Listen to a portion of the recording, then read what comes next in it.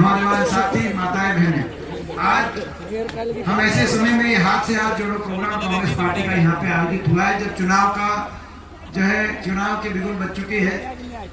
क्योंकि अब से 3-4 महीने के बाद लोकसभा चुनाव, 3 महीने के बाद और उसके 4-5 महीने के बाद विधानसभा चुनाव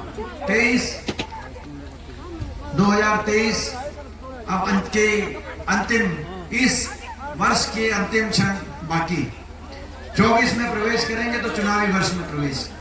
और बड़ा फैसला इस चुनाव में आपको लेना है कि कौन से बटन आप दबाएंगे कि आने वाला समय अपने इलाके का, अपने प्रदेश का अच्छा हो, भविष्य अच्छा हो। जो सरकार हरियाणा के अंदर है, क्या इसी सरकार को 5 साल और आप इनका लाइसेंस रिन्यू करें जैसे इन्होंने काम किए हैं, या आप हरियाणा में सत्ता परिवर्तन करें। आज ये फैसला आपके हाथ में है। इस समय हाथ से हाथ जोड़ो प्रोग्राम बड़े आशाओं के साथ ये सरकार बनी 2014 में, जैसे जयप्रकाश जी ने आपको बताया। प्रदेश में भी, देश में भी बड़े बड़े नारे थे, अच्छे दिन आएंगे, महंगाई कम कराएंगे, किसान की आमदनी दुगनी कराएंगे, काला धन विदेशों से लाएंगे, बैंक खाते में 15 लाख आएंगे, डीजल पेट्रोल रसोई गैस सस्ता दिलवाएंगे। बड़े नारे थे, अच्छे दिनों के नारे पे सरकार आई। आपने बिना ये पूछे कि हरियाणा में किसके हाथ में कमान जाएगी, भाजपा को मौका मिला प्रदेश की जनता के माध्यम से, खट्टर सरकार बनी। आज 9.5 साल इस सरकार को हो गए। तराजू पे तोल के रखने का समय आ गया है। इस सरकार ने हरियाणा के लिए क्या किया मुझसे ज्यादा आप जानते हो, और क्या नहीं किया मुझसे ज्यादा एक बात आप जानते हो। मगर इस बात की टीस दिल में जरूर है कि 10 साल की सरकार के लगभग कार्यकाल के बाद जो प्रदेश देश में 2014 में कांग्रेस पार्टी के राज के समय हुड्डा साहब के नेतृत्व में कांग्रेस सरकार रही, उस समय 2014 में जो प्रदेश देश में विकास में देश में नंबर 1 पे माना जाता था, विकास दर में हम देश में नंबर 1 थे, प्रति व्यक्ति आय में नंबर 1 थे, प्रति व्यक्ति निवेश में नंबर 1 थे, खिलाड़ियों के सम्मान में देश में हरियाणा की नीति सबसे अच्छी मानी जाती थी। 10 साल सरकार रही, किसान को आंदोलन करना नहीं पड़ा, कभी सड़क पे नहीं आना पड़ा।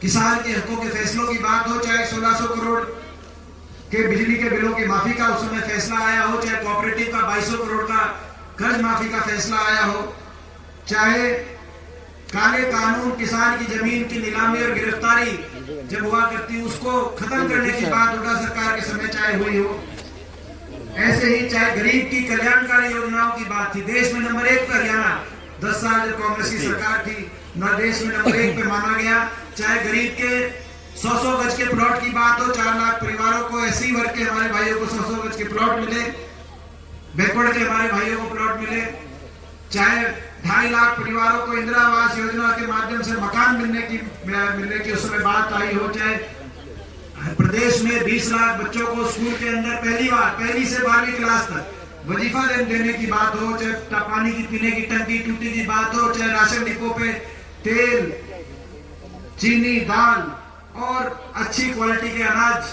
राशन डिपो से मिलने की बात हो, गरीब की चाहे योजना हो, चाहे देश में उस समय सबसे ज्यादा बुढ़ापा पेंशन हरियाणा के अंदर मिलता 10 साल सरकार थी। और सबसे बड़ी बात यह थी कि 10 साल तक किसी भी वर्ग को कोई धरना नहीं देना पड़ा। आप अंदाजा लगा सकते हैं, कोई आंदोलन नहीं है, ना कर्मचारियों को आंदोलन करना पड़ा, ना सरपंचों को आंदोलन करना पड़ा, ना किसान को आंदोलन करना पड़ा, ना जवान को आंदोलन करना पड़ा, ना गरीब को, ना मनरेगा को, किसी वर्ग को आंदोलन नहीं करना पड़ा।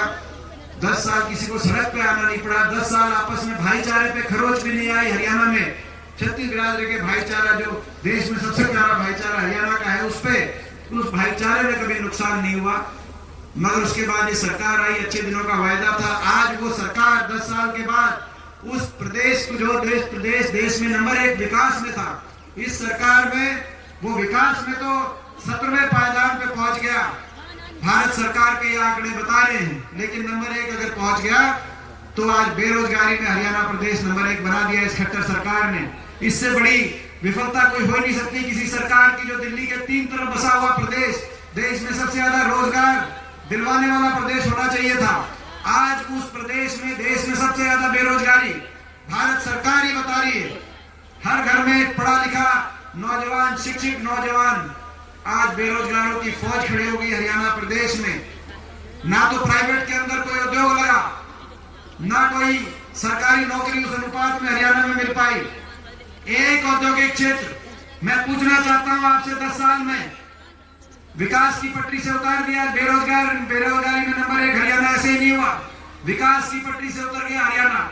अभी हिसार की बात कर रहे थे जयप्रकाश जी, एक मैं पूछना चाहता हूं, हमारी सरकार थी, चाहे लाला लाजपत राय यूनिवर्सिटी बनी हो, चाहे थर्मल का कारखाना बनाओ, चाहे औद्योगिक क्षेत्र बनाओ, चाहे ये 4 लेन हाईवे सीधा जोड़ने का काम दिल्ली से डबवाली तक का 4 लेन का हाईवे आया हो, आपको रेल रोड याद होगा, रेल रोड रेल रैली मैंने करी थी, रेल रोड रैली यहाँ पे हांसी के अंदर, मल्लिकार्जुन खड़गे जी जो भी उनको लेके आए थे, सीधा रेल की लाइन हांसी से मैम होकर रोहतक ताकि सीधा अपनी रेल की लाइन बने, या 4 लेन हाईवे बने, कहीं थर्मल का कारखाना, कहीं विश्वविद्यालय। मैं पूछना चाहता हूं आपसे, 10 साल इनको हो गए, एक कोई औद्योगिक क्षेत्र, एक कोई यूनिवर्सिटी, कोई एक बड़ा काम, कोई थर्मल का कारखाना हरियाणा हिसार में, मैं केवल हिसार की पूछ रहा हूं, एक कोई काम कोई किया बड़ा कारखाना में, कोई मैं पूछना चाहता हूं आपसे, एक 10 साल में, केवल हिसार ही नहीं। हम सवाल पूछते हैं खट्टर साहब से, आपको 10 साल हो गए, हमारे समय हरियाणा में 250 किलोमीटर रेल की लाइन बिछी, आप बताएं 1 इंच भी नहीं बिछाई हो। कांग्रेस की सरकार थी, हरियाणा में 81 किलोमीटर मेट्रो आई, गुड़गांव, फरीदाबाद, बहादुरगढ़ 3 शहर मेट्रो से जुड़े, कोई आपने मेट्रो को 1 इंच भी आगे बढ़ाने का काम किया। 4 थर्मल के कारखाने लगे, एक खेदड़ में, जज्जर में, यमुनानगर में, कानपुर में। आपके समय एक कोई बिजली पैदा करने का कारखाना 10 साल में लगाओ। हमारे समय 6 IMT औद्योगिक क्षेत्र, बहुत बड़े इंडस्ट्रियल मॉल टाउनशिप पूरे हरियाणा के अंदर लगे। आपने कहा कि हमें एक्वायर ही नहीं करेंगे जमीन, अगर जमीन एक्वायर नहीं करेंगे उद्योग कहां से लगेंगे, उद्योग नहीं लगेंगे, नौजवानों को अच्छे रोजगार प्राइवेट सेक्टर के अंदर कहां से मिलेंगे। एक औद्योगिक क्षेत्र आपके समय लगाओ तो वो बताओ। हमारे समय 4 लाख SC वर्ग के बैकवर्ड भाइयों को 100 गज के प्लॉट मिले। खट्टर साहब हम पूछना चाहते हैं, 10 साल में आपने 1 इंच भी एक परिवार को एक प्लॉट भी किसी गरीब आदमी को हरियाणा में देने का काम क्यों नहीं किया, हम पूछना चाहते हैं। विकास की पटरी से जब कांग्रेस पार्टी की सरकार थी, पूरे प्रदेश में लगभग 500 से ज्यादा ग्रामीण स्तर के स्टेडियम बनाए गए थे। आपके समय एक भी कोई स्टेडियम बना किसी गांव के अंदर, हम पूछना चाहते हैं। उस समय 750 खिलाड़ियों को सीधा अलग अलग अच्छी पोस्ट पे नियुक्तियां दी गई थी ताकि पदक लाओ पद पाओ, खिलाड़ी हमारा मान सम्मान बढ़ाए। हम पूछना चाहते हैं, एक हमारी खिलाड़ी को आपने कोई नियुक्ति पत्र, साक्षी मलिक हमारी बेटी आज से 6 साल पहले ओलंपिक में मेडल लेके 2 ही मेडल आए थे ओलंपिक में, PV सिंधु का, साक्षी मलिक का, पिछले ओलंपिक की मैं बात कर रहा हूं। आज तक उनको कहीं आपने नियुक्ति नहीं दी। इस ओलंपिक में हमारे जो मेडल आए 6 उसमें 4 हरियाणा के हैं, चाहे नीरज चोपड़ा, चाहे बजरंग पुनिया, चाहे रवि दहिया, आपने उनको आज तक नियुक्ति नहीं दी। हमारे समय 750 खिलाड़ियों को नियुक्ति देकर देश में हरियाणा का नाम, हमारे खिलाड़ियों का गौरव हुआ था। आपने तो उन खिलाड़ियों को नियुक्ति तो छोड़ो, उनका कैसा अपमान किया आज पूरे देश ने देखा। आप बुलाते हैं, इन्होंने ना तो हिसार में कुछ किया, ना हरियाणा में कुछ किया, विकास की पटरी से उतार दिया हरियाणा को। इसीलिए देश में सबसे ज्यादा बेरोजगारी, ना प्राइवेट सेक्टर के अंदर नौकरी, ना सरकारी क्षेत्र के अंदर नौकरी। ये भी एक और मैं कहना चाहता हूं, सरकारी क्षेत्र में 2 लाख नौकरी खत्म कर दी सरकार ने। या तो नौकरियों को समाप्त कर रहे हैं क्योंकि बड़े उद्योगपति समूह के हवाले देश की संपत्तियां करने का काम सरकार कर रही है, और या फिर अगर समाप्त नहीं कर रहे तो उनको कच्चों में बदलने का काम कर रहे हैं। जय जवान जय किसान का नारा था, ना तो जय जवान छोड़ा, अग्निपथ योजना ले आए, कच्ची करती फौज 4 साल में वापस, और ना जय किसान छोड़ा। किसान आंदोलन में 750 किसानों की जान चली गई। किसी दुनिया के इतिहास में इस तरह का किसान आंदोलन नहीं हुआ आपके सामने। और ना जय नौजवान छोड़ा, देश में सबसे ज्यादा बेरोजगारी कच्चों में बदल दी। कहीं अग्निपथ योजना ले आए, कहीं हरियाणा कौशल निगम के माध्यम से बिना रिजर्वेशन के बैकडोर से कच्चों में, जिनकी कोई सरकार के अंदर पक्की नौकरी का कोई, और पूरे 5 साल एक और काम करते हैं, ये नौकरी निकालते हैं, पहले तो खत्म कर देते हैं, 2 लाख पद खत्म कर दिया, और कुछ नौकरी जो निकलती है 4 साल तक जो नौकरी निकलती है, या तो भर्ती घोटालों की, पेपर लीक घोटालों की भेंट चढ़ जाती है, एक आधी लिस्ट आती है, तो हरियाणा से ज्यादा उन लिस्टों में हरियाणा के बाहर के नौजवानों का नंबर आता है। मैं पूछना चाहता हूं सरकार से, 2019 में आपको याद होगा एसडीओ की लिस्ट आई। देश में इतिहास में किसी प्रदेश में ऐसा नहीं हुआ होगा, हरियाणा में हुआ। 80 में से 78 बाहर के, हरियाणा के 2 केवल एसडीओ लगे। उसके बाद 2021 में एसडीओ इलेक्ट्रिकल की लिस्ट आई, 99 में से 77 बाहर के, 22 हरियाणा के लगे।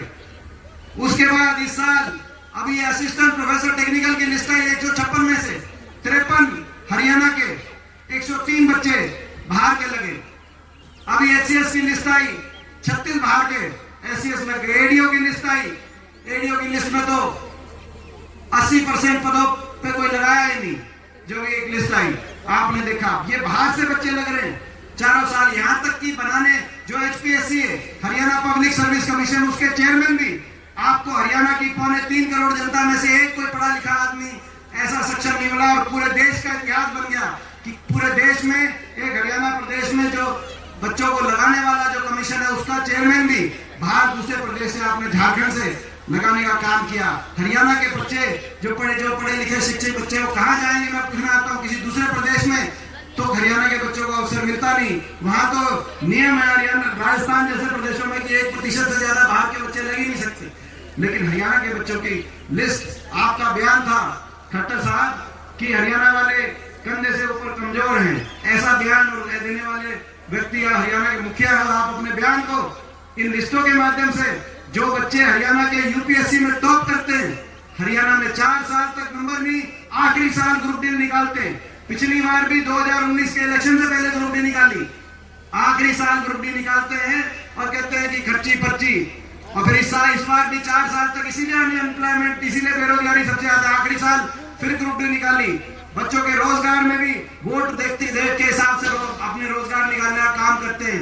और फिर मैं पूछना चाहता हूं, पर्ची खर्ची की बात करने वाले खट्टर साहब, आप ये बताओ, वो बाहर से कौन सी पर्ची है जो आपके पास आती है? बाहर से कौन सी पर्ची आपके पास आती है जो हरियाणा के बच्चों को, हरियाणा की नौकरियों में उनका नंबर नहीं लगता? आज बेरोजगारी में हरियाणा नंबर 1, आज महंगाई में सीटी का जो भाई कह रहा है, उसमें क्या, आज बेरोजगारी ऐसी कि हरियाणा का नौजवान या तो बेरोजगारी से हताशा का शिकार, निराशा का शिकार, कहीं डिप्रेशन का शिकार, कहीं नशा बढ़ गया, हरियाणा में पहले नहीं हुआ करता, कहीं अपराध बढ़ गया, और कहीं घर बार बेचकर, अपना गिरवी लेकर, घर बार बेचकर और डंकी के रास्ते और जान हथेली पे रख के विदेश की तरफ अपना भविष्य खोजने पे। और विदेश में अमेरिका होके आया, एक गांव से 50-50, 100 बच्चे एक गांव से वहां पर, और एक बार चले जाओ तो 20 साल तक वापस नहीं आ सकते, 15 साल तक नहीं आ सकते वापस, क्योंकि कागज वहां पे जाके ऐसी स्थिति, वहां पे ये स्थिति होगी। सबसे ज्यादा पलायन आज हरियाणा से हो रहा है। खट्टर साहब, ये आपकी देन, देश में बेरोजगारी में नंबर 1 हरियाणा बना दिया आपने, देश में महंगाई में नंबर 1 हरियाणा, सबसे ज्यादा कर्ज, सबसे महंगी बिजली, क्योंकि अदानी से बिजली समझौता हमारे समय का रद्द करके आपने महंगा समझौता करवा दिया, सबसे महंगी बिजली आज हरियाणा में। बिजली के बिल मैं पूछना चाहता हूं आपसे, बिजली के बिल कितने आ रहे हैं आपको? मैं पूछना चाहता हूं, देश में सबसे महंगी बिजली, सबसे महंगा डीजल, पेट्रोल, रसोई गैस का सिलेंडर कहीं है तो हरियाणा के अंदर। सबसे ज्यादा महंगाई, सबसे ज्यादा बेरोजगारी और सबसे ज्यादा भ्रष्टाचार। भ्रष्टाचार के आधार पे सरकार बनी है, इसीलिए हम लड़ाई कर रहे हैं सरकार से, क्योंकि लोग नहीं चाहते थे सरकार को दोबारा बनाना। आपको याद होगा पिछली बार 2019 में लोकसभा में तो हम सारी सीट हार, 10 की 10 सीट हार गए थे, लेकिन विधानसभा का जब नंबर आया तो बीजेपी ने नारा दिया, खट्टर साहब ने नारा दिया, 75 पार। दिया था कि नहीं दिया था? मैं पूछना चाहता हूं, नारा दिया था बीजेपी जाएगी 75 पार। दूसरा नारा आ गया, दूसरा नारा आ गया जेजेपी पार्टी ने, दुष्यंत चौटाला ने, खट्टर साहब ने नारा दिया बीजेपी जाएगी 75 पार।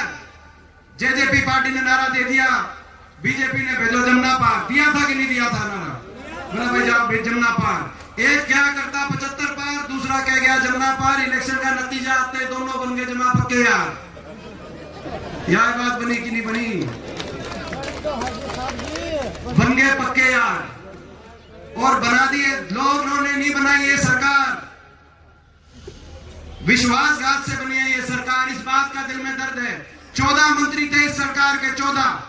अगर 50 लोग इस सरकार से खुश होते 75 पार के नारे में, तो 14 में से 12 मंत्रियों को नहीं हराते। 12 मंत्रियों को लोगों ने दोबारा विधानसभा नहीं भेजने दिया।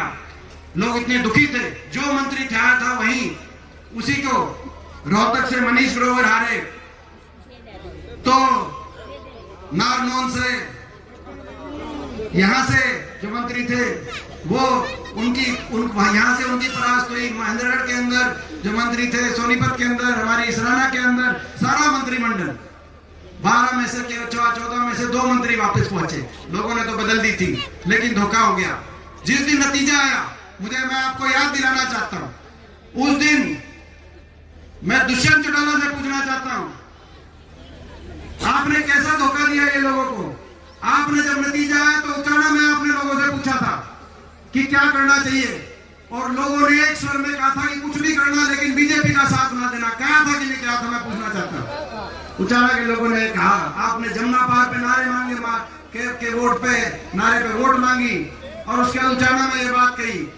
उचाना से जब आप चले, जब ये दुष्यंत चौटाला चले उचाना के अंदर, जींद में पहुंचे, जींद में प्रेस कॉन्फ्रेंस करी कि मैं उसका समर्थन करूंगा।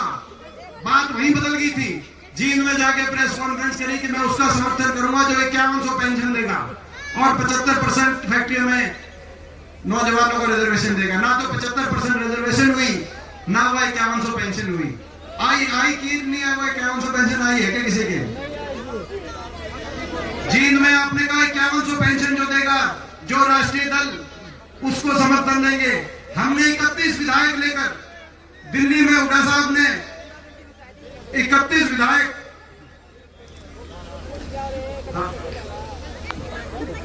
पेंशन, 5100 पेंशन जो देगा उसको समर्थन दे दूंगा।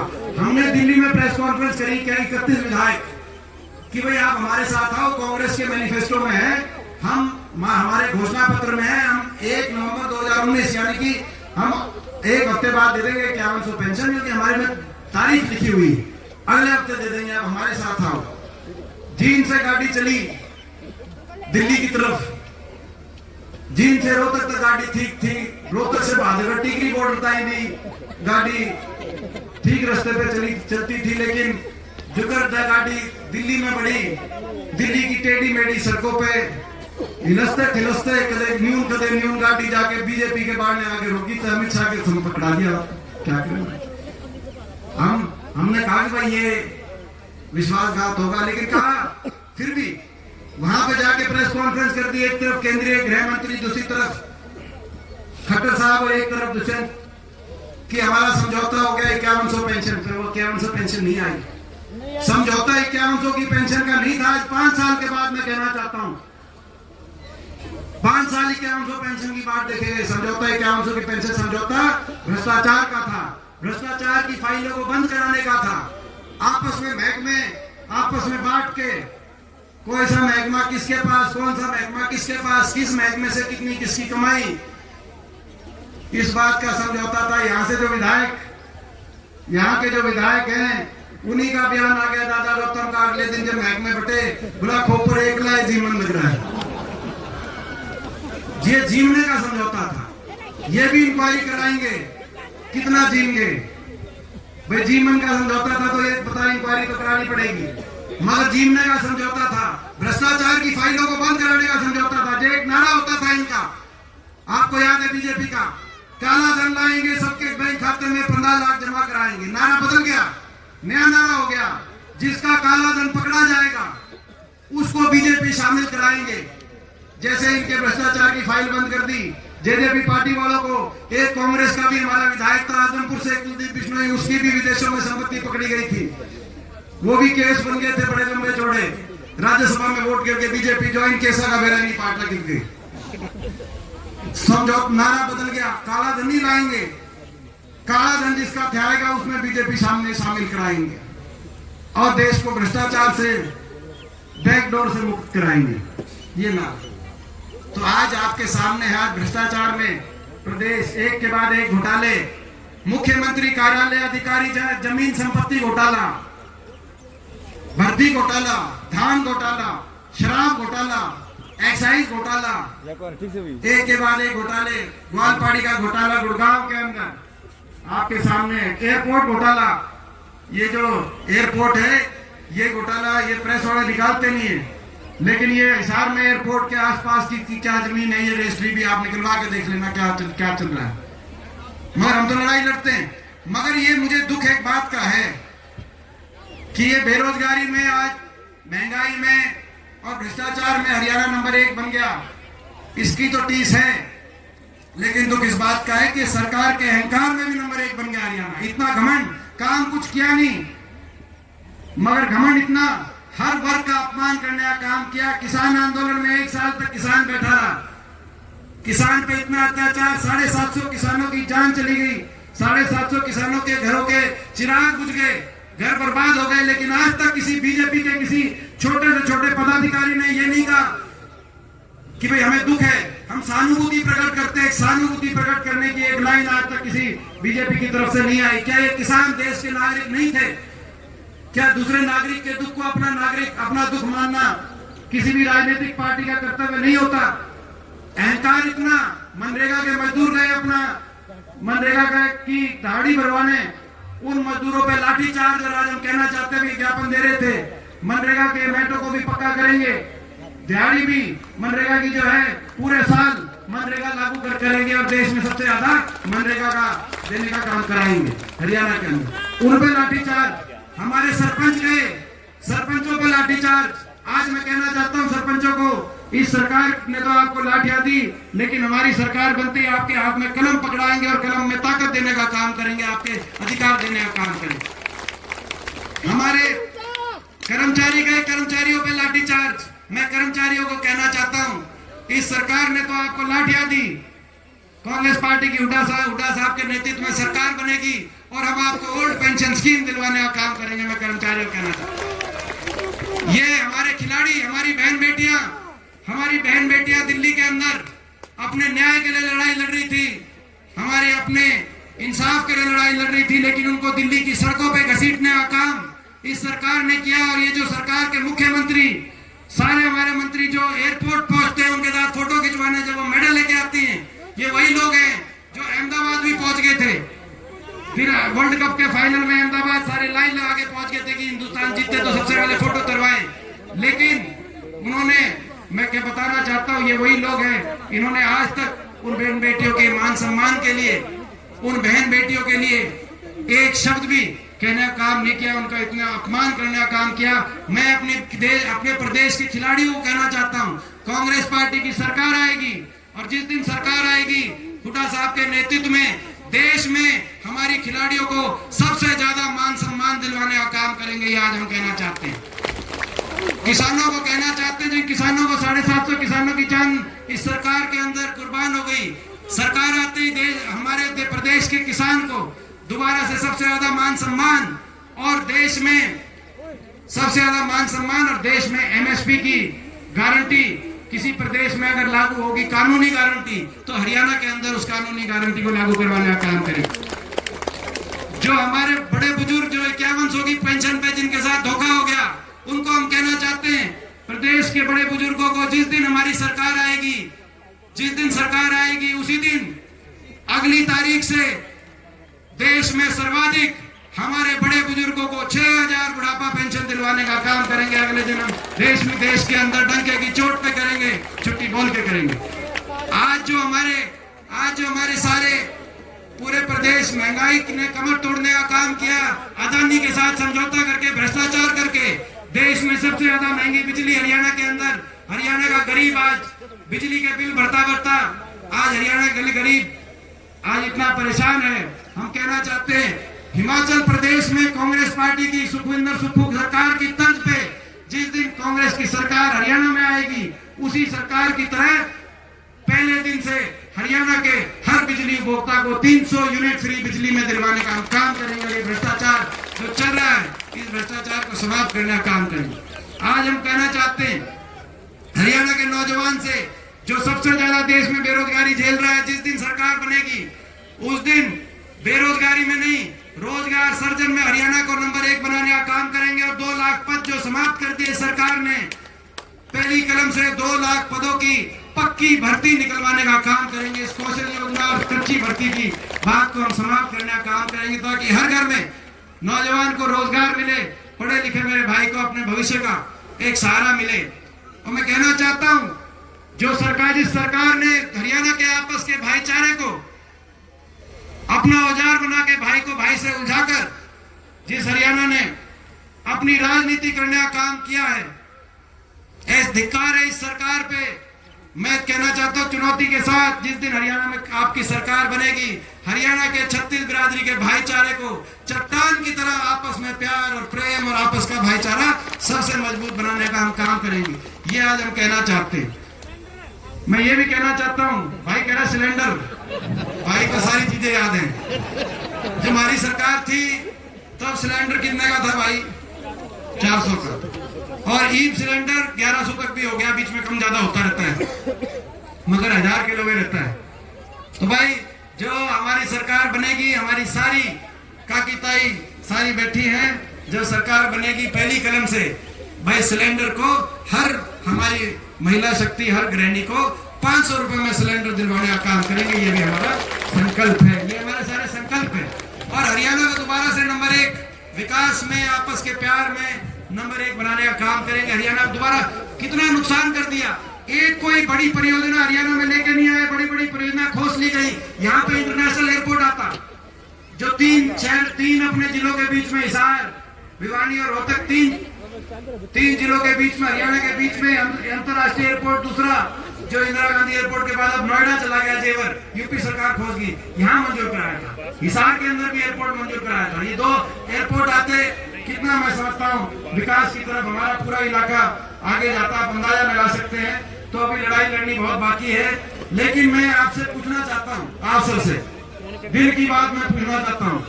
भाई लड़ाई तो इनसे लड़ रहे हैं, और इनसे लड़ाई लड़ रहे हैं तो निशाने पे भी इनके हम रहते हैं। ये हर तरह के साजिश षड्यंत्र रचते हैं। पिछली बार लोकसभा चुनाव में मेरे खिलाफ हर तरह का षड्यंत्र इन्होंने रचा कि वापस लोकसभा नहीं पहुंचना चाहिए। मुख्यमंत्री जी वहीं बैठे रहे, प्रधानमंत्री जी खुद 3 बार लोकसभा के बीच में उस चुनाव में आए। सारे देश की जो है बीजेपी की, इस बार भी हम निशाने पे हैं। किसान आंदोलन में हम निशाने पे थे, फिर किसान के साथ खड़े थे। महिला खिलाड़ी आंदोलन में हम निशाने पे हैं। सारी देश की बीजेपी निशाने पे लेती है। आरोपी जो है आपको पता है, जो मुख्य आरोपी है वो किसका नाम लेता है तो हमारा नाम लेता है, हम इनके निशाने पे रहते हैं।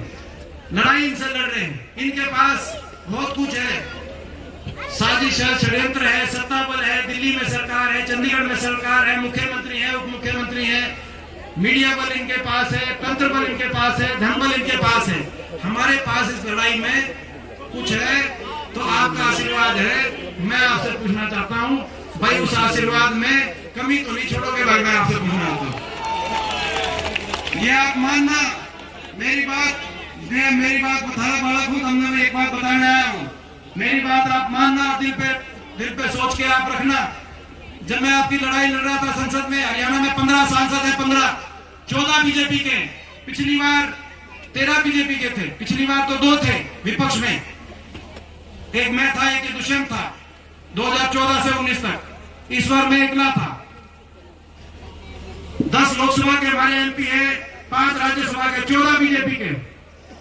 कितना अकेलापन मैंने महसूस किया होगा जब मैं आपकी लड़ाई वहां पर, जब आप तो टीवी में देखते हो कि मैं किसान आंदोलन पे बोला, मैं खिलाड़ियों के साथ पक्ष में बोला, मगर जब मैं बोलता हूँगा और सारी बीजेपी दूसरी तरफ क्या क्या कहती होगी, कोई देशद्रोही बताता था, कोई कुछ बताता था, मैं कहता था कि भाई आप जो है 20 साल से मैं भी देश की सबसे बड़ी पंचायत का सदस्य हूँ, शायद मेरी उम्र में इतना अवसर किसी ने नहीं मिला, लोगों ने मेरे को बहुत आशीर्वाद दिया, मैं आप सबका धन्यवाद करता हूँ।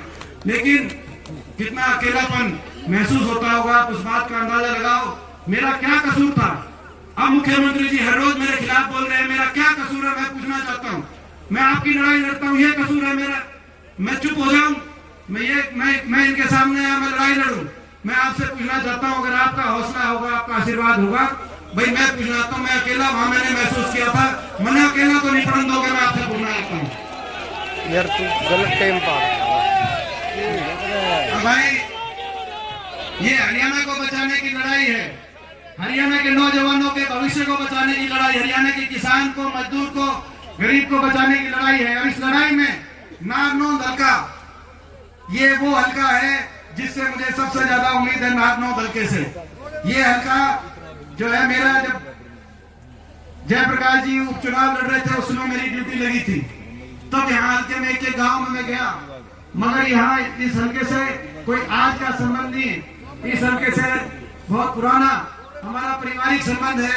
1952 और 57 में जब पहले लोकसभा चुनाव हुए तब ये रोहतक लोकसभा का हल्का था और यहाँ से सबसे ज्यादा लीड जब मेरे दादाजी चौधरी रणबीर सिंह हुड्डा जी ने चुनाव लड़ा तो उस समय पूरे रोहतक लोकसभा क्षेत्र में नारनौल हल्का आता था। सबसे ज्यादा लीड यहाँ से, सबसे ज्यादा आशीर्वाद आपने दिया।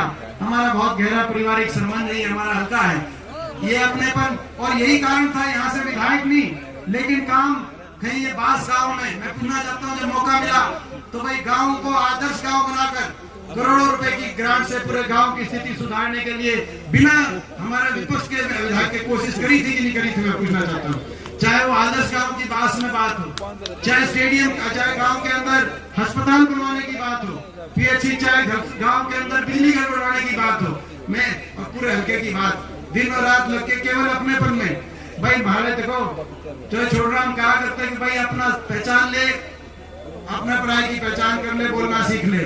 भाई मैंने नहीं बताओ तुम अपना पहचान गए कि नहीं पहचान गए, नहीं बताओ भाई। जितना अपनापन हुड्डा साहब के दिल में, इस हल्के के लिए है, मेरे दिल में, अपने हल्के के लिए है। यहाँ से हमारी सरकार थी, विधायक नहीं भी था तो भी हमारा अपना था, तो अपनेपन में कमी नहीं आ सकती थी। यहाँ से तुम ताकत तो देके देखो, यहाँ से एक बार इस ईमानदारी की लड़ाई में साथ तो देके देखो। अगर हरियाणा के अंदर यहाँ से आप जिम्मेदारी ले लो, नारनौल की जिम्मेदारी आप ले लो, हिसार की जिम्मेदारी आप ले लो, बाकी जिम्मेदारी आप मेरे पे छोड़ो, हरियाणा के अंदर आपकी सरकार बनाने की जिम्मेदारी। भाई देखो पीछे से जो वार होंगे, ये समझौता तोड़ के फिर आएंगे। इनका समझौता तुरंत का भी समझौता हो गया, कोई इन्हें लोग टिकट पे आएगा, कोई जेजेपी की टिकट पे आएगा, बैकडोर समझौते बीजेपी के साथ। जितने विधायक आएंगे जाके बीजेपी को समर्थन करेंगे, साजिश होगी, षड्यंत्र होगी, पीठ पीछे से वार होगी। मैं एक बात कहना चाहता हूँ, काम आपस में बांटने पड़ेंगे भाई। गढ़ पाछे की जिम्मेदारी थारी और जड़े छाती लाने की जरूरत होगी तो थारे भाई छाती ला देंगे, मगर साजिश और षड्यंत्र में चीटिंग मत करने देना किसी को। ये जो जन भावना बीजेपी की सरकार बदल के भी, आज बीजेपी की सरकार ये किसान आंदोलन और खिलाड़ी आंदोलन नहीं देखना पड़ता, उसके बावजूद भी देखनी पड़ेगी। ये चीटिंग है, ये राजनीतिक विश्वासघात है। कल को मैं कुछ कह रहा हूँ आपसे, मैं कह सकता हूँ कि भाई कल मेरा स्टैंड को छोड़ूंगा तो उसका क्या कौन जवाब है, फिर उसका कोई, मैं समझता हूँ कैसी राजनीति। आज कोई बात नहीं, अकेले लड़ाई लड़नी पड़ी है लेकिन अपना सर उठा के लड़ाई लड़ी है। किसी के सर सामने सर ये झुक नहीं सकता, कदम पीछे हट नहीं सकता। मैं आपसे कहना चाहता हूँ भाई, चीटिंग वालों को पीछे से कोई चीटिंग कर रहा है, मेरी बात समझ गया कि नहीं समझ गया जो मैं कह रहा हूँ? क्योंकि ये चीटिंग करके ये खट्टर सरकार ये इसी उसमें है कि भाई क्योंकि चीटिंग करके दोबारा से इनने भी करा है कि भाई अगर सारे प्रदेश का किसान, मजदूर, नौजवान, कर्मचारी, व्यापारी अगर एक साथ चलेगा तो कोई रोक नहीं सकता प्रदेश में बदलाव के। लेकिन चीटिंग करने की कोशिश कर सकते हैं, तुम चीटिंग तुम मत करने देना। बाकी लड़ाई दिन और रात लगे हुए हैं, बाकी लड़ाई तुम चिंता मत करना। मैं इन्हीं शब्दों के साथ आज भाई बहुत बहुत, और भाई 2 दिन के बाद नया साल है तो भाई हैप्पी न्यू ईयर भाई, नए साल की बहुत बहुत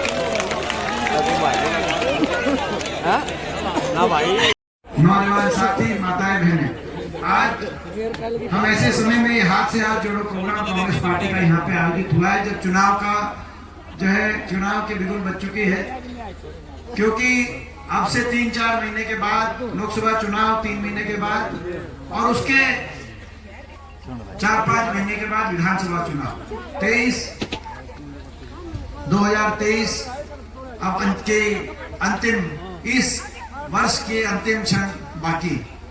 24 में प्रवेश करेंगे तो चुनावी वर्ष में प्रवेश, और बड़ा फैसला इस चुनाव में आपको लेना है कि कौन से बटन आप दबाएंगे कि आने वाला समय अपने इलाके का, अपने प्रदेश का अच्छा हो, भविष्य अच्छा हो।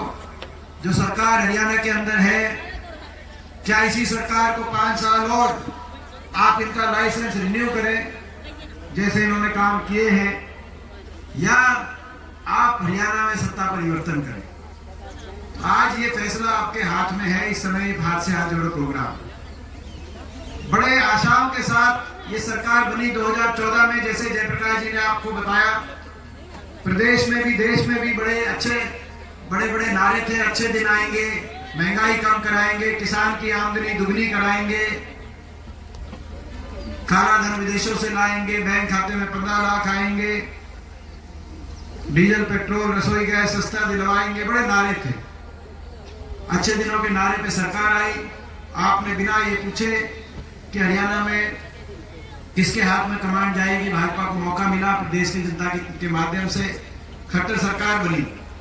आज 9.5 साल इस सरकार को हो गए।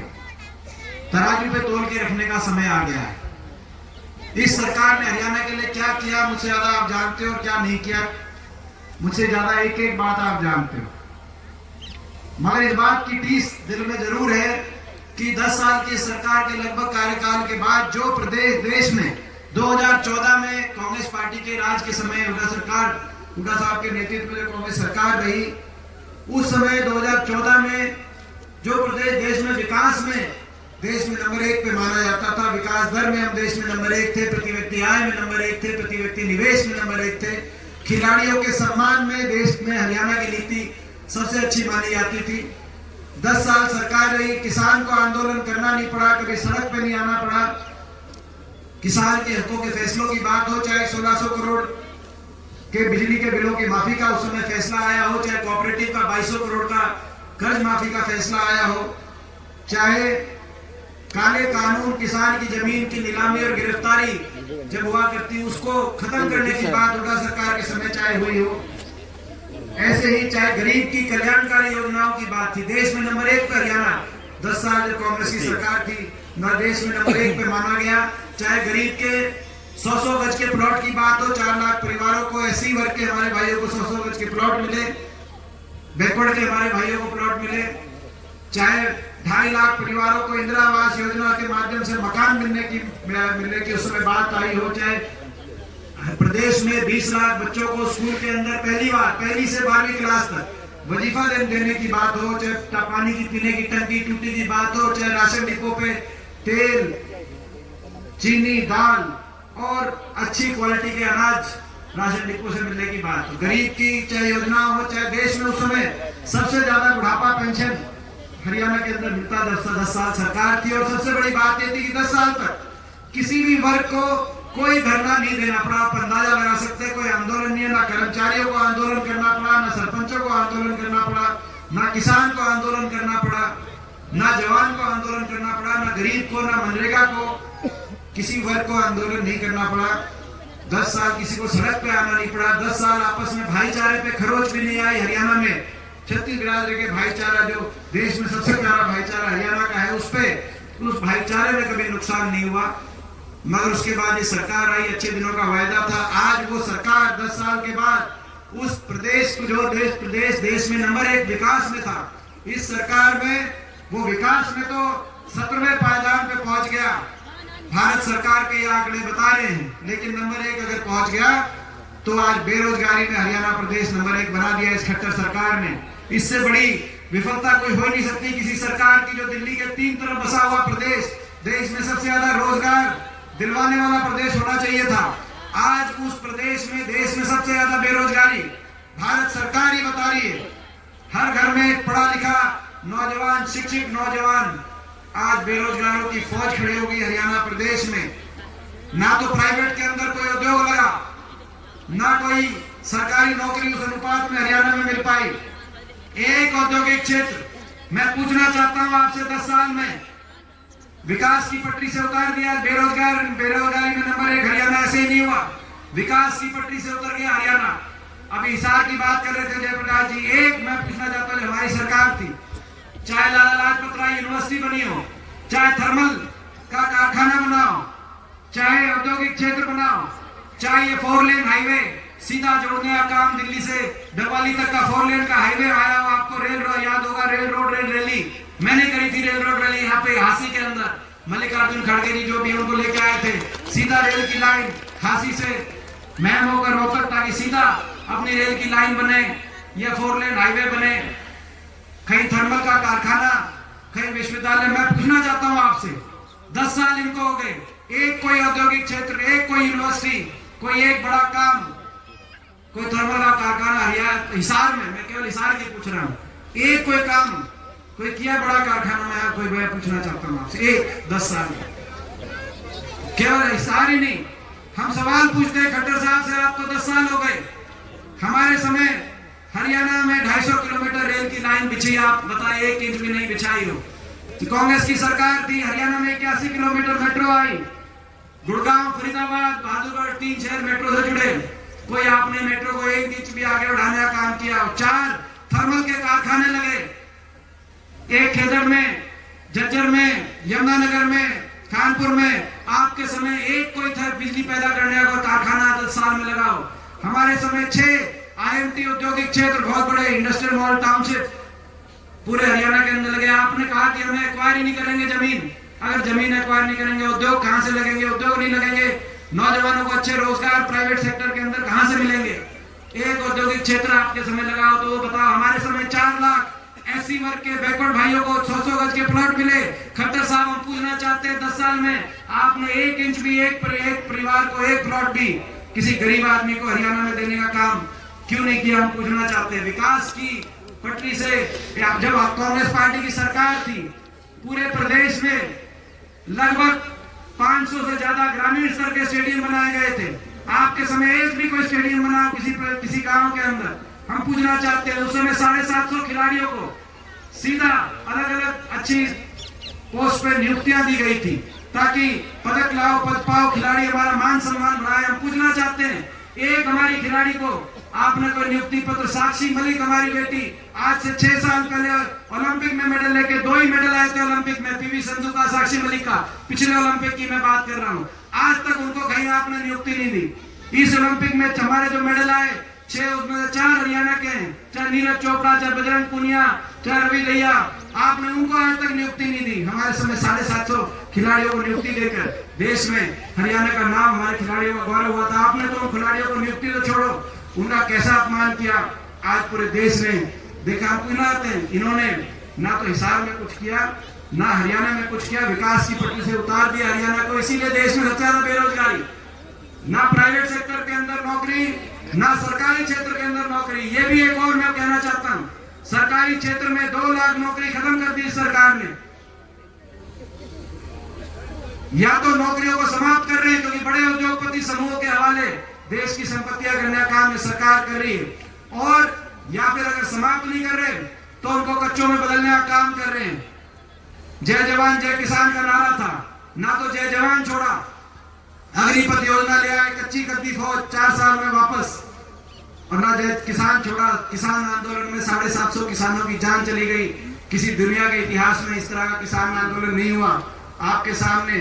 और ना जय नौजवान छोड़ा, देश में सबसे ज्यादा बेरोजगारी कच्चों में बदल दी। कहीं अग्निपथ योजना ले आए, कहीं हरियाणा कौशल निगम के माध्यम से बिना रिजर्वेशन के बैकडोर से कच्चों में, जिनकी कोई सरकार के अंदर पक्की नौकरी का कोई, और पूरे 5 साल एक और काम करते हैं, ये नौकरी निकालते हैं, पहले तो खत्म कर देते हैं, 2 लाख पद खत्म कर दिया, और कुछ नौकरी जो निकलती है 4 साल तक जो नौकरी निकलती है, या तो भर्ती घोटालों की, पेपर लीक घोटालों की भेड़ चढ़ जाती है, एक आधी लिस्ट आती है, तो हरियाणा से ज्यादा उन लिस्टों में हरियाणा के बाहर के नौजवानों का नंबर आता है। मैं पूछना चाहता हूं सरकार से, 2019 में आपको याद होगा SDO की लिस्ट आई।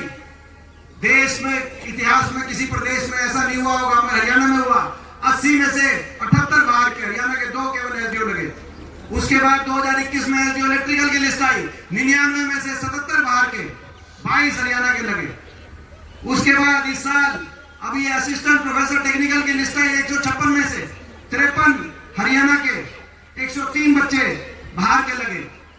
अभी HCS की लिस्ट आई, 36 बाहर के SCS लगे। ADO की लिस्ट आई, ADO की लिस्ट में तो 80% पदों पे कोई लगाया ही नहीं, जो एक लिस्ट आई आपने देखा, ये बाहर से बच्चे लग रहे हैं चारों साल। यहां तक कि बनाने जो HPSC है, हरियाणा पब्लिक सर्विस कमीशन, उसके चेयरमैन भी आपको हरियाणा की 3.25 करोड़ जनता में से एक कोई पढ़ा लिखा आदमी ऐसा सक्षम नहीं मिला। और पूरे देश का इतिहास बन गया कि पूरे देश में एक हरियाणा प्रदेश में जो बच्चों को लगाने वाला जो कमीशन है, उसका चेयरमैन भी बाहर दूसरे प्रदेश से, आपने झारखंड से लगाने का काम किया।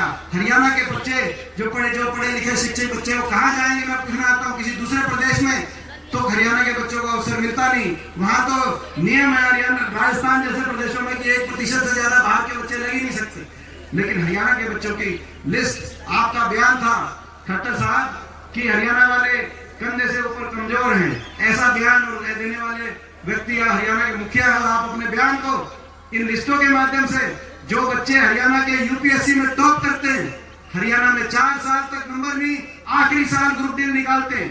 पिछली बार भी 2019 के इलेक्शन से पहले ग्रुप डी निकाली, आखिरी साल ग्रुप डी निकालते हैं और कहते हैं कि खर्ची पर्ची, और फिर इस बार भी 4 साल तक इसीलिए अनएम्प्लॉयमेंट, इसीलिए बेरोजगारी सबसे ज्यादा, आखिरी साल फिर ग्रुप डी निकाली। बच्चों के रोजगार में भी वोट देख के हिसाब से लोग अपने रोजगार निकालने का काम करते हैं। और फिर मैं पूछना चाहता हूं, पर्ची खर्ची की बात करने वाले खट्टर साहब, आप ये बताओ वो बाहर से कौन सी पर्ची है जो आपके पास आती है? बाहर से कौन सी पर्ची आपके पास आती है जो हरियाणा के बच्चों को हरियाणा की नौकरियों में उनका नंबर नहीं लगता? आज बेरोजगारी में हरियाणा नंबर 1, आज महंगाई में सीटी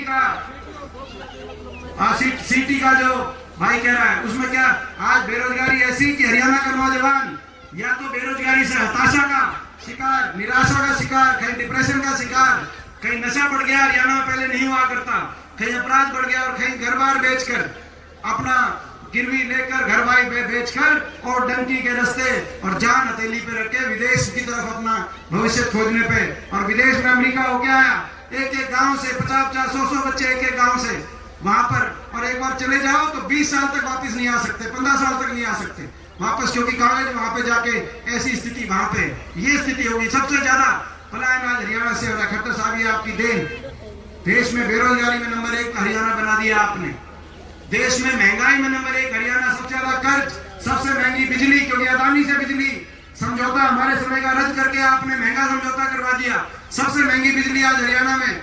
बिजली के बिल मैं पूछना चाहता हूं आपसे, बिजली के बिल कितने आ रहे हैं आपको मैं पूछना चाहता हूं? देश में सबसे महंगी बिजली, सबसे महंगा डीजल, पेट्रोल, रसोई गैस का सिलेंडर कहीं है तो हरियाणा के अंदर। सबसे ज्यादा महंगाई, सबसे ज्यादा बेरोजगारी और सबसे ज्यादा भ्रष्टाचार, भ्रष्टाचार के आधार पे सरकार बनी है। इसीलिए हम लड़ाई लड़ रहे हैं सरकार से, क्योंकि लोग नहीं चाहते थे सरकार को दोबारा बनाना। आपको याद होगा पिछली बार 2019 में लोकसभा में तो हम सारी सीट हार, 10 की 10 सीट हार गए थे, लेकिन विधानसभा का जब नंबर आया तो बीजेपी ने नारा दिया, खट्टर साहब ने नारा दिया 75 पार, दिया था कि नहीं दिया था? मैं पूछना चाहता हूं। नारा दिया था बीजेपी जाएगी 75 पार। दूसरा नारा आ गया, दूसरा नारा आ गया जेजेपी पार्टी ने, दुष्यंत चौटाला ने, खट्टर साहब ने नारा दिया बीजेपी जाएगी 75 पार, जेजेपी पार्टी ने नारा दे दिया बीजेपी ने भेजो जमुना पार। दिया था कि नहीं दिया था नारा? बोला भाई जाओ जमुना पार। एक क्या करता 75 पार, दूसरा कह गया जमुना पार। इलेक्शन का नतीजा आते दोनों बन गए जमा पक्के यार। यार बात बनी कि नहीं बनी? बन गए पक्के यार और बना दिए लोगों ने, नहीं बनाई ये सरकार, विश्वासघात से बनी है ये सरकार। इस बात का दिल में दर्द है। 14 मंत्री थे इस सरकार के, 14। अगर 50 लोग इस सरकार से खुश होते 75 पार के नारे में, तो 14 में से 12 मंत्रियों को नहीं हराते। 12 मंत्रियों को लोगों ने दोबारा विधानसभा नहीं भेजने दिया। लोग इतने दुखी थे, जो मंत्री था वहीं, उसी को रोहतक से मनीष ग्रोवर हारे, तो नारनौल से, यहां से जो मंत्री थे वो यहां से उनकी परास्त हुई। महेंद्रगढ़ के अंदर जो मंत्री थे, सोनीपत के अंदर, हमारी सराना के अंदर, सारा मंत्रिमंडल 12 में से 14 में से 2 मंत्री वापस पहुंचे। लोगों ने तो बदल दी थी, लेकिन धोखा हो गया। जिस दिन नतीजा आया, मैं आपको याद दिलाना चाहता हूं, उस दिन मैं दुष्यंत चौटाला से पूछना चाहता हूं, आपने कैसा धोखा दिया ये लोगों को? आपने जब नतीजा आया तो उचाना में आपने लोगों से पूछा था कि क्या करना चाहिए, और लोगों ने एक स्वर में कहा था कि कुछ नहीं करना, लेकिन बीजेपी का साथ ना देना। क्या था कि नहीं क्या था? मैं पूछना चाहता हूं। उचाना के लोगों ने कहा, आपने जमुना पार पे नारे मांगे, के वोट पे नारे पे वोट मांगी, और उसके बाद उचाना में ये बात कही। उचाना से जब आप चले, जब ये दुष्यंत चौटाला चले उचाना के अंदर, जींद में पहुंचे, जींद में प्रेस कॉन्फ्रेंस करी कि मैं उसका समर्थन करूंगा। बात वहीं बदल गई थी। जींद में जाके प्रेस कॉन्फ्रेंस करी कि मैं उसका समर्थन करूंगा जो 5100 पेंशन देगा। और 75% फैक्ट्रियों में नौजवानों को रिजर्वेशन देगा। ना तो 75% रिजर्वेशन हुई, ना हुआ 5100 पेंशन हुई। आई की नहीं आई, 5100 पेंशन आई है क्या किसी के? जींद में आपने कहा 5100 पेंशन जो देगा, जो राष्ट्रीय दल उसको समर्थन देंगे। हमने 31 विधायक लेकर दिल्ली में हुड्डा साहब ने 31 विधायक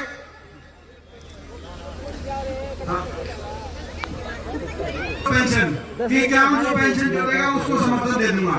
हमने दिल्ली में प्रेस कॉन्फ्रेंस करी, क्या 31 विधायक कि भाई आप हमारे साथ आओ, कांग्रेस के मैनिफेस्टो में है, हमारे घोषणा पत्र में है, हम 1 नवंबर 2019 यानी कि हम एक हफ्ते बाद दे देंगे 5100 पेंशन, क्योंकि हमारे में तारीख लिखी हुई, अगले हफ्ते दे देंगे, आप हमारे साथ आओ।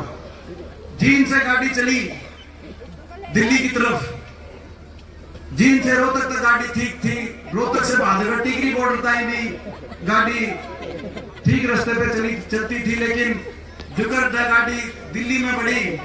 दिल्ली की टेढ़ी मेढ़ी सड़कों पे हिलस्ते थिलस्ते कदे न्यून गाड़ी जाके बीजेपी के बाहर ने आके रोकी, तो अमित शाह के संग पकड़ा दिया।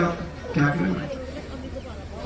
हमने कहा कि भाई ये विश्वासघात होगा, लेकिन कहा फिर भी वहां पे जाके प्रेस कॉन्फ्रेंस कर दी। एक तरफ केंद्रीय गृह मंत्री, दूसरी तरफ खट्टर साहब और एक तरफ दुष्यंत कि हमारा समझौता हो गया 5100 पेंशन। फिर वो 5100 पेंशन नहीं आई। समझौता 5100 की पेंशन का नहीं था। आज 5 साल के बाद मैं कहना चाहता हूं, 5 साल 5100 पेंशन की बात देखेंगे। समझौता 5100 की पेंशन समझौता भ्रष्टाचार का था, भ्रष्टाचार की फाइलों को बंद कराने का था। आपस में महकमे आपस में बांट के, कोई सा महकमा किसके पास, कौन सा महकमा किसके पास, किस महकमे से कितनी किसकी कमाई, इस बात का समझौता था। यहाँ के जो विधायक हैं उन्हीं का बयान आ गया दादा रोहतम का अगले दिन जब महकमे बटे, बोला खोपर एक लाए जीवन लग रहा है। ये जीवने का समझौता था। ये भी इंक्वायरी कराएंगे कितना जीवेंगे भाई। जीवन का समझौता था तो ये पता इंक्वायरी तो करानी पड़ेगी, मगर जीवने का समझौता था, भ्रष्टाचार की फाइलों को बंद कराने का समझौता था। जो एक नारा होता था इनका, आपको याद है बीजेपी का, काला धन लाएंगे, सबके बैंक खाते में 15 लाख जमा कराएंगे। नारा बदल गया, नया नारा हो गया, जिसका काला धन पकड़ा जाएगा उसको बीजेपी शामिल कराएंगे। जैसे इनके भ्रष्टाचार की फाइल बंद कर दी जेजेपी पार्टी वालों को। एक कांग्रेस का भी हमारा विधायक था आजमपुर से, कुलदीप बिश्नोई, उसकी भी विदेशों में संपत्ति पकड़ी गई थी। वो भी केस बन गए थे बड़े लंबे चौड़े, राज्यसभा में वोट करके बीजेपी ज्वाइन केसा का बेरा नहीं पाटा गिर। समझौता नारा बदल गया, काला धन नहीं लाएंगे, काला धन जिसका थे उसमें बीजेपी सामने शामिल कराएंगे और देश को भ्रष्टाचार से बैकडोर से मुक्त कराएंगे। ये नारा तो आज आपके सामने है। आज भ्रष्टाचार में प्रदेश एक के बाद एक घोटाले, मुख्यमंत्री कार्यालय अधिकारी जमीन संपत्ति घोटाला, भर्ती घोटाला, धान घोटाला, शराब घोटाला, एक्साइज घोटाला, एक के बाद एक घोटाले। ग्वालपाड़ी का घोटाला गुड़गांव के अंदर आपके सामने, एयरपोर्ट घोटाला। ये जो एयरपोर्ट है ये घोटाला, ये प्रेस वाले निकालते नहीं है, लेकिन ये हिसार में एयरपोर्ट के आसपास की क्या जमीन है, ये रजिस्ट्री भी आप निकलवा के देख लेना क्या चल रहा है। मगर हम तो लड़ाई लड़ते हैं। मगर ये मुझे दुख एक बात का है कि ये बेरोजगारी में, आज महंगाई में और भ्रष्टाचार में हरियाणा नंबर 1 बन गया।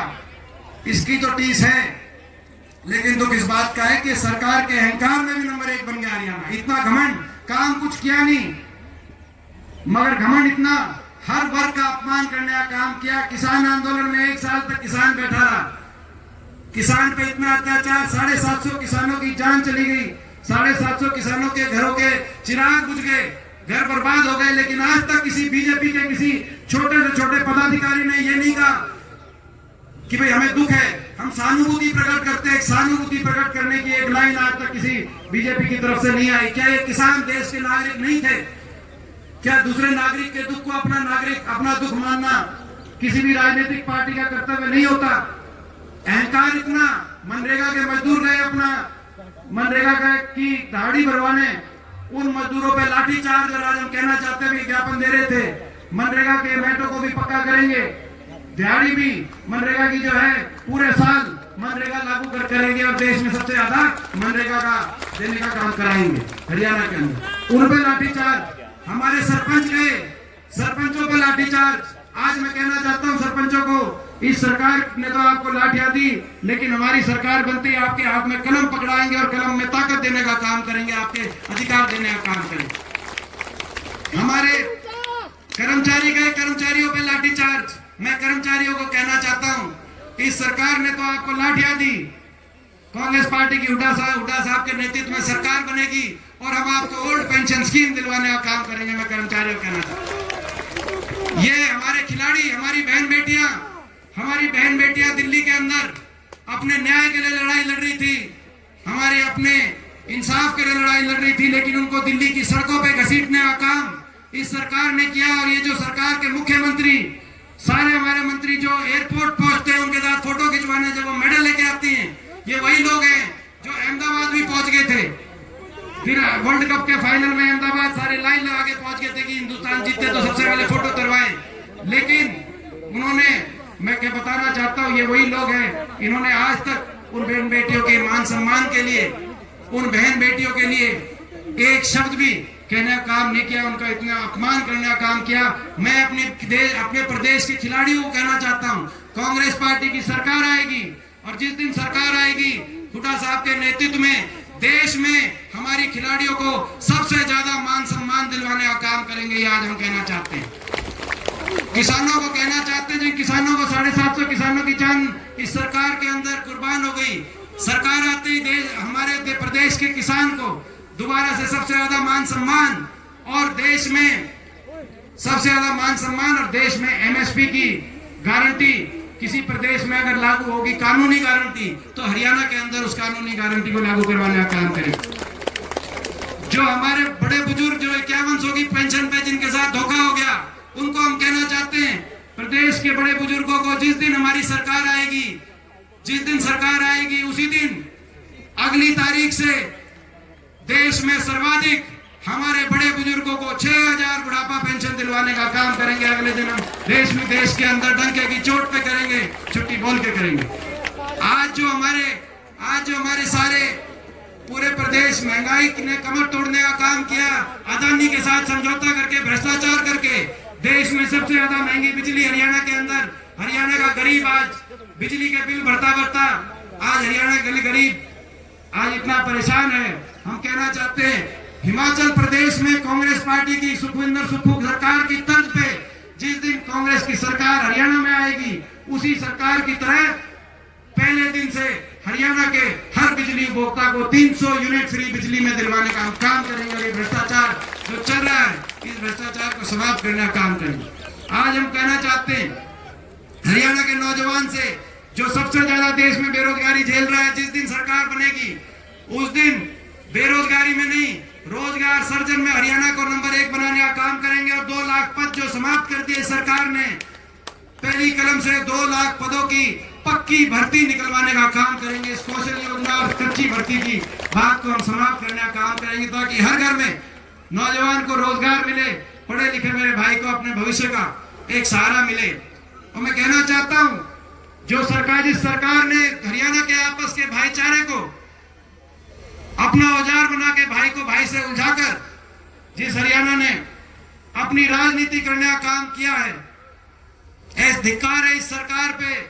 मैं कहना चाहता हूं, चुनौती के साथ जिस दिन हरियाणा में आपकी सरकार बनेगी, हरियाणा के 36 बिरादरी के भाईचारे को चट्टान की तरह आपस में प्यार और प्रेम और आपस का भाईचारा सबसे मजबूत बनाने का हम काम करेंगे। ये आज हम कहना चाहते हैं।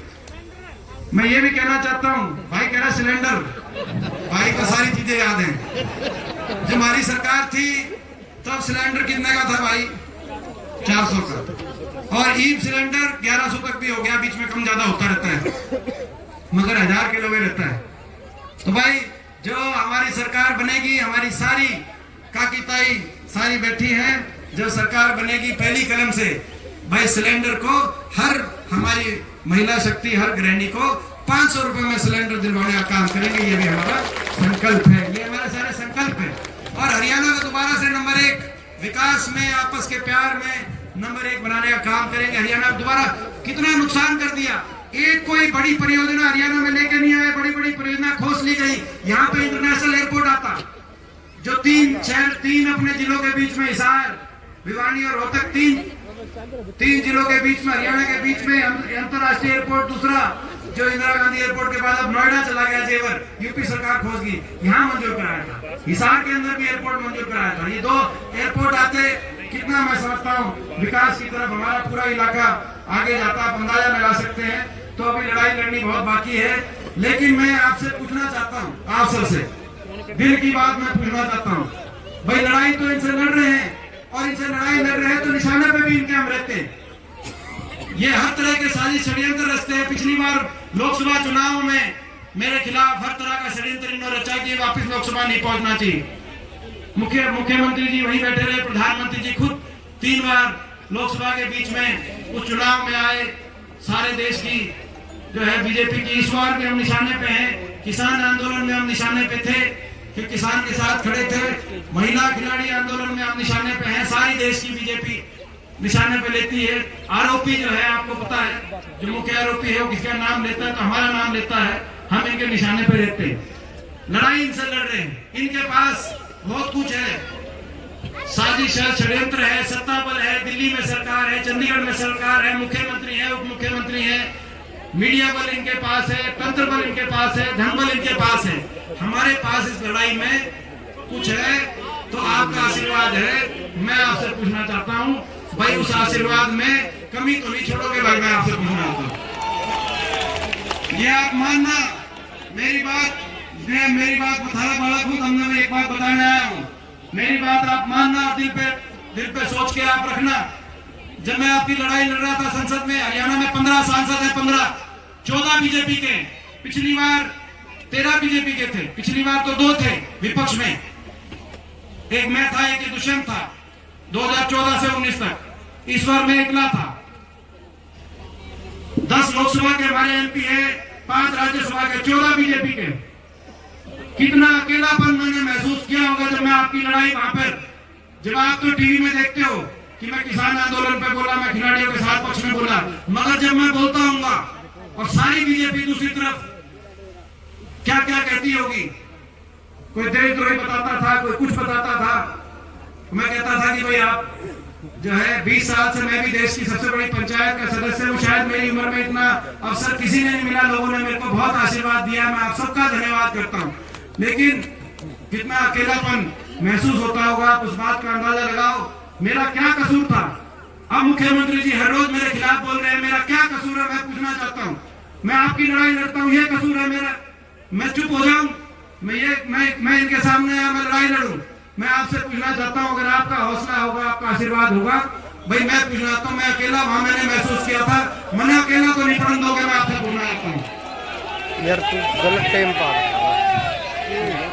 भाई ये हरियाणा को बचाने की लड़ाई है, हरियाणा के नौजवानों के भविष्य को बचाने की लड़ाई, हरियाणा के किसान को, मजदूर को, गरीब को बचाने की लड़ाई है। और इस लड़ाई में नारनौंद हल्का, ये वो हल्का है जिससे मुझे सबसे ज्यादा उम्मीद है, नारनौंद हल्के से। ये हल्का जो है मेरा, जब जयप्रकाश जी उपचुनाव लड़ रहे थे उस समय मेरी ड्यूटी लगी थी, तब यहाँ हल्के में एक गांव में मैं गया, मगर यहाँ इस हल्के से कोई आज का संबंध नहीं। इस हल्के से बहुत पुराना हमारा पारिवारिक संबंध है। 1952 और 57 में जब पहले लोकसभा चुनाव हुए तब ये रोहतक लोकसभा का हल्का था, और यहाँ से सबसे ज्यादा लीड जब मेरे दादाजी चौधरी रणबीर सिंह हुड्डा जी ने चुनाव लड़ा, तो उस समय पूरे रोहतक लोकसभा क्षेत्र में नारनौंद हल्का आता था, सबसे ज्यादा लीड यहाँ से, सबसे ज्यादा आशीर्वाद आपने दिया। हमारा बहुत गहरा पारिवारिक संबंध है, हमारा हल्का है, ये अपनेपन, और यही कारण था यहाँ से विधायक नहीं, लेकिन काम कहीं ये बास गांव में। मैं पूछना चाहता हूँ, जब मौका मिला तो भाई गांव को आदर्श गांव बनाकर करोड़ों रुपए की ग्रांट से पूरे गांव की स्थिति सुधारने के लिए बिना हमारे विपक्ष के विधायक की कोशिश करी थी कि नहीं करी थी? मैं पूछना चाहता हूँ, चाहे वो आदर्श गांव की बात में बात हो, चाहे स्टेडियम, चाहे गांव के अंदर अस्पताल बनवाने की बात हो, पीएचसी, चाहे गांव के अंदर बिजली घर बनवाने की बात हो, मैं और पूरे हल्के की बात, दिन और रात लग के केवल अपनेपन में। भाई भाड़े देखो, जो छोड़राम कहा करते कि भाई अपना पहचान ले, अपने पराई की पहचान कर ले, बोलना सीख ले। भाई मैंने नहीं बताओ, तुम अपना पहचान गए कि नहीं पहचान गए, नहीं बताओ भाई। जितना अपनापन हुड्डा साहब के दिल में इस हल्के के लिए है, मेरे दिल में इस अपने हल्के के लिए है। यहाँ से हमारी सरकार थी, विधायक नहीं भी था तो भी हमारा अपना था, कोई अपने पर में कमी नहीं आ सकती थी। यहाँ से तुम ताकत तो देके देखो, यहाँ से एक बार इस ईमानदारी की लड़ाई में साथ तो देके देखो। अगर हरियाणा के अंदर यहाँ से आप जिम्मेदारी ले लो, नारनौल की जिम्मेदारी आप ले लो, हिसार की जिम्मेदारी आप ले लो, बाकी जिम्मेदारी आप मेरे पे छोड़ो। हरियाणा के अंदर आपकी सरकार बनाने की जिम्मेदारी, भाई देखो पीछे से जो वार होंगे, पीछे से वार होंगे, ये समझौता तोड़ के फिर आएंगे। इनका समझौता तुरंत का भी समझौता हो गया, कोई इन्हें लोग टिकट पे आएगा, कोई जेजेपी की टिकट पे आएगा। बैकडोर समझौते बीजेपी के साथ, जितने विधायक आएंगे जाके बीजेपी को समर्थन करेंगे। साजिश होगी, षड्यंत्र होगी, पीठ पीछे से वार होगी। मैं एक बात कहना चाहता हूँ, काम आपस में बांटने पड़ेंगे भाई। गढ़ पाछे की जिम्मेदारी थारी और जड़े छाती लाने की जरूरत होगी तो थारे भाई छाती आ जाएंगे। मगर साजिश और षड्यंत्र में चीटिंग मत करने देना किसी को। ये जो जन भावना बीजेपी की सरकार बदल के भी, आज बीजेपी की सरकार ये किसान आंदोलन और खिलाड़ी आंदोलन नहीं देखना पड़ता, उसके बावजूद भी देखनी पड़ेगी। ये चीटिंग है, ये राजनीतिक विश्वासघात है। कल को मैं कुछ कह रहा हूं आपसे, मैं कह सकता हूं कि भाई कल मेरा स्टैंड कुछ और होगा तो उसका क्या कौन जवाब है? फिर उसका कोई, मैं समझता हूं कि ऐसी राजनीति आज कोई बात नहीं, अकेले लड़ाई लड़नी पड़ी है, लेकिन अपना सर उठा के लड़ाई लड़ी है। किसी के सर सामने सर ये झुक नहीं सकता, कदम पीछे हट नहीं सकता। मैं आपसे कहना चाहता हूँ भाई, चीटिंग वालों को पीछे से कोई चीटिंग करवा है, मेरी बात समझ गया कि नहीं समझ गया जो मैं कह रहा हूँ? क्योंकि ये चीटिंग करके, ये खट्टर सरकार, ये इसी उसमें है कि भाई क्योंकि चीटिंग करके दोबारा से इनने भी करा है कि भाई अगर सारे प्रदेश का किसान, मजदूर, नौजवान, कर्मचारी, व्यापारी अगर एक साथ चलेगा तो कोई रोक नहीं सकता प्रदेश में बदलाव के। लेकिन चीटिंग करने की कोशिश कर सकते हैं, तुम चीटिंग तो मत करने देना। बाकी लड़ाई दिन और रात लगे हुए हैं, बाकी लड़ाई तुम चिंता मत करना। मैं इन्हीं शब्दों के साथ आज भाई बहुत बहुत, और भाई 2 दिन के बाद नया साल है तो भाई हैप्पी न्यू ईयर भाई, नया साल की बहुत बहुत। ना भाई।